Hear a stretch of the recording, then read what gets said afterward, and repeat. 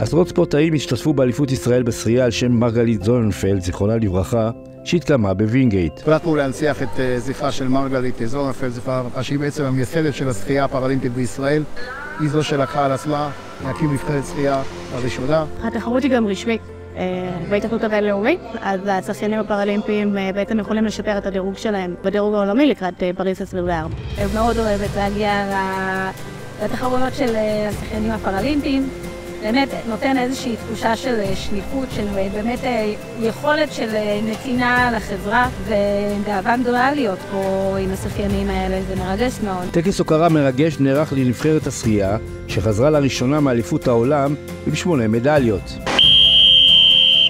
בקבוצתי אנחנו היינו מקום 13 מכל העולם, שזה בעצם הישג שיא למדינת ישראל. אני רוצה להגיד לכם שאתם מעוררים גאווה ותקווה כל יום מחדש.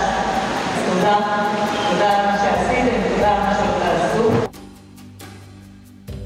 אנחנו זכינו באולימפיאדה הקודמת, בשחייה הפראלימפיים הקודמים שהיו בטוקיו, זכינו ב8 מדליות בשחייה, ולכן הציפיות שלנו מנבחרת השחייה הן ציפיות גבוהות. אפשר להגיע להישגים האלה, באמת השמיים הם הגבול, וזה מרגש מאוד. בהתאחדות הישראלית לספורט נכים מבטיחים כי ההצלחה המרשימה של השחיינים זוהי רק ההתחלה, ולקראת המשחקים הפראלימפיים בפריז צפויות לנו הפתעות. יש עתיד לשחייה במדינת ישראל ולהיות ענף המוביל כמו שנים רבות.